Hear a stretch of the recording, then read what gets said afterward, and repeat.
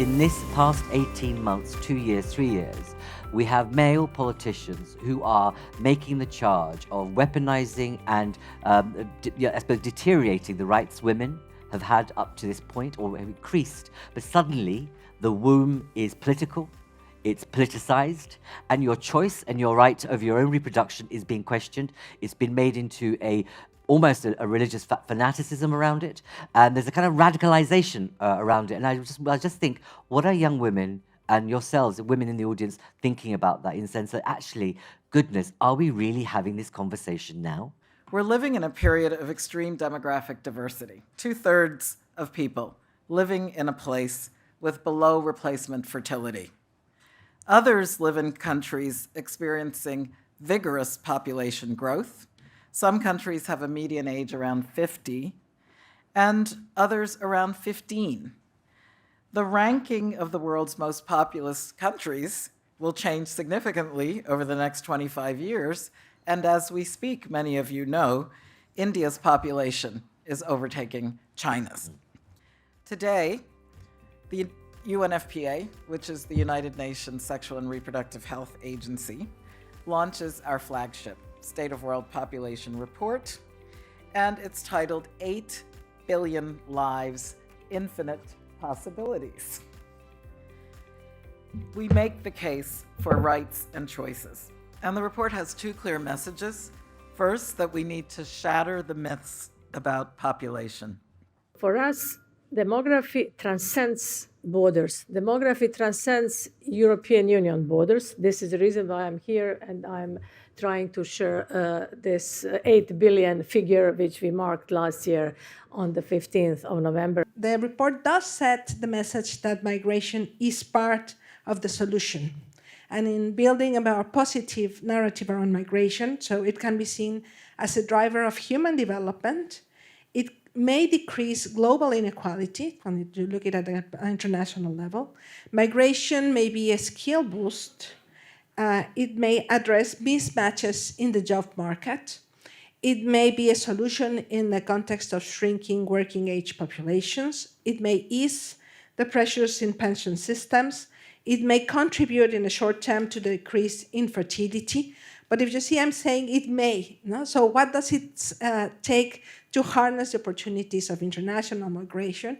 And another way, how do we anticipate the challenges that are related to international migration? In many countries, there is discrimination of women, of Roma women in maternity wards. They are being segregated. They are being denied painkillers, with reports of women being told, if you did not want to endure pain, you shouldn't have opened your legs. With absolutely abusive treatment, including slurs, including Roma women being told off for being dirty, for having too many children. How dare you even be here? There are cases, their wards not being cleaned, them being not allowed into the general cafeteria of the hospitals. There's a case in Bulgaria. There are cases in Bulgaria where when a Roma woman who lives in a neighborhood that is known to house Roma people, when she finds out she's pregnant, she starts looking for a different address so that she wouldn't end up in a segregated ward.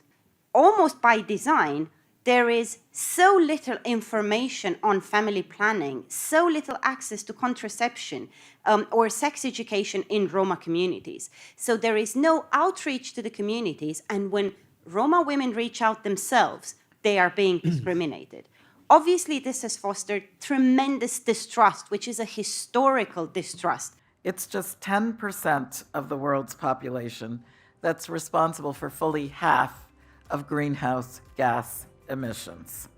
The countries that have the highest fertility rates contribute least to global warming, and yet they suffer the most from the climate impact. A woman in the Sahel with 7 children, she likely has had no impact at all on climate change, but it is she and her community that are going to experience some of the fastest rising temperatures in the world. And when we focus only on fertility rates, it actually distracts us from real solutions, like reducing consumption in the wealthy countries. The climate crisis needs a climate solution, not a fertility so-called solution. And I would also like to shatter the myth that low birth rates are the culprit behind aging and related economic concerns. Blaming women for producing an insufficient supply of babies ignores a lot of much more viable solutions. And these solutions must be implemented while respecting human rights, while respecting women's rights. At the moment, there are more care receivers than caregivers.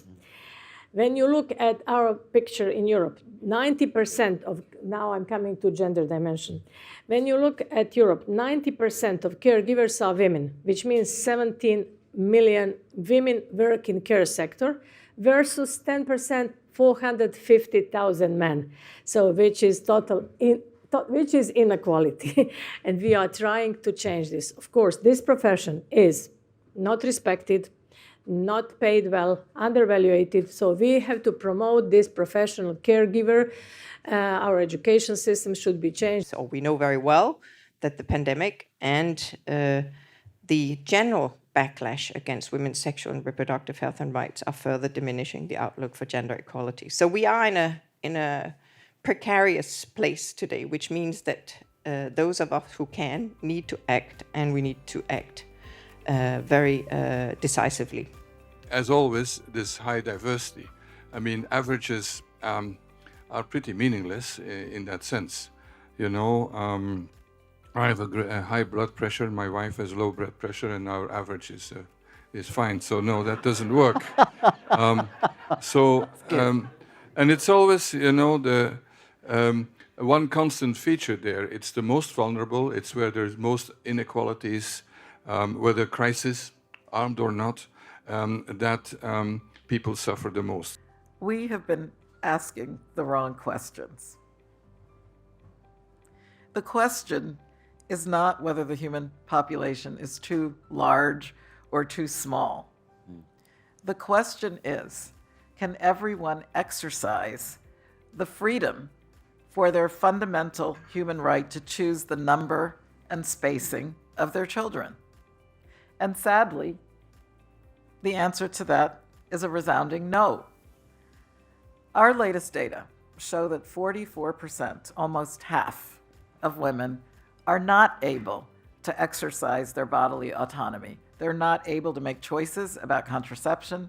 They're not able to decide whether they will leave the house and go to the clinic today to seek health care.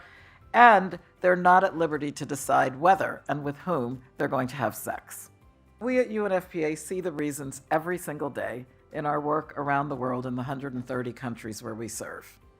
UNFPA sees how young people still need very basic information about the facts of life, their bodies, and their rights. And this is very contested in terms of human sexuality education. We have to ask why. That's an appropriate question when we see how men and women struggle with limited contraceptive choice, or they can't access contraception at all. UNFPA knows from our work with survivors of sexual violence that the most violent expressions of gender inequality remain ubiquitous. Experience and research show us how structural conditions like sexism in the workforce and at home contribute to high levels of involuntary childlessness. And then there remain enormous gaps in the prevention and treatment of infertility. History does warn of the dangers of treating women's reproductive capacities as a tool in the hands of those in power. If 50,000 companies are looking at their social impact on people throughout their society, could we inspire them to take a gender lens, a woman's lens, a sexual reproductive health and rights lens, a population lens? Because currently, there is no lens on the social pillar. The social pillar is the weakest pillar in environmental, social, and governance. We all know what to do on environment. We all know what to do with our governments. But 50,000 companies are out there, so what am I going to do on social issues? When the rights and dignity and equal value of all people are truly respected and upheld, then we unlock a future of infinite possibilities. Thank you.